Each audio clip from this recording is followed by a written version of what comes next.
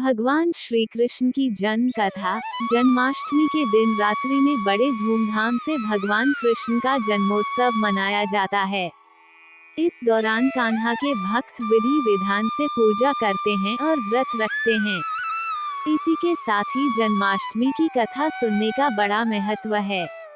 मान्यता है कि इससे जातक के जीवन के सभी दुख दूर होते हैं और जीवन में सुख, समृद्धि और खुशहाली आती है। चलिए जानते हैं जन्माष्टमी पर श्री कृष्ण की जन्म कथा। पौराणिक कथाओं के अनुसार भाद्रपद माह कृष्ण पक्ष की अष्टमी तिथि को भगवान कृष्ण ने माता देवकी की 8वीं संतान के रूप में जन्म लिया था। कृष्ण जी का जन्म मथुरा में कंस के कारागार में हुआ था। माता देवकी राजा कंस की बहन थी।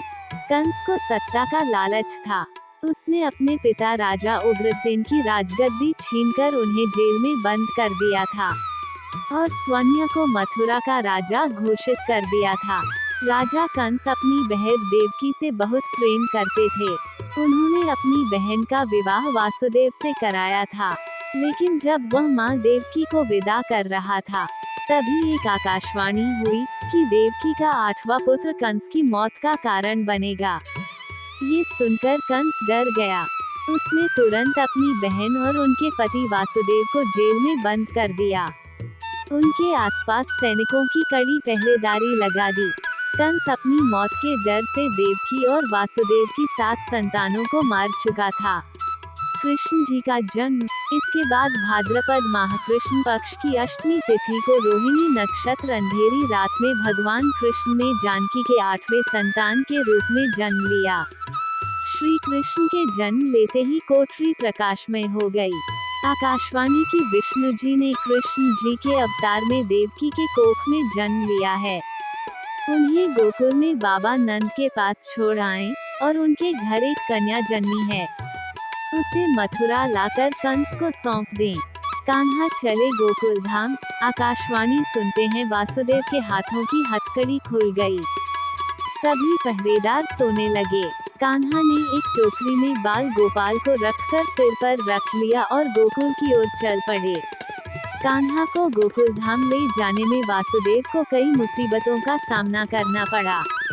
यमुना नदी कृष्ण जी के चरणों को स्पर्श करने के लिए उफान पर आ गई, लेकिन चरण स्पर्श के बाद वह फिर से शांत पड़ गई। वह कान्हा को बाबा नंद के पास छोड़ आए और गोकुल से कन्या को लेकर वापस लौट आए। जेल अपने आप बंद हो गया और उनके हाथों में हथकड़ियां लग गई। कन्या की रोने की आवाज सुनते ही सभी पहरेदार उठ गए। कंस बंदी गृह आया। वह कन्या को देवकी और वासुदेव की 8वीं कन्या समझ उसे मारने चला, लेकिन वह आकाश में उड़ गई और फिर से आकाशवाणी हुई कि कंस को मारने वाला अब इस दुनिया में पैदा हो चुका है।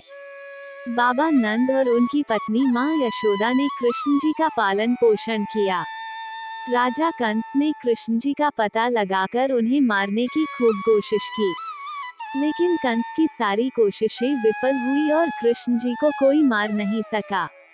अंत में श्री कृष्ण ने कंस का वध किया। राजा उग्रसेन को फिर मथुरा की राजगद्दी सौंप दी। इस तरह से जन्माष्टमी की व्रत कथा पूरी हुई। अगर आपको ये कहानी अच्छी लगे तो कमेंट अवश्य करें। हम रोज आपके लिए ऐसी ही कहानी लेकर आएंगे।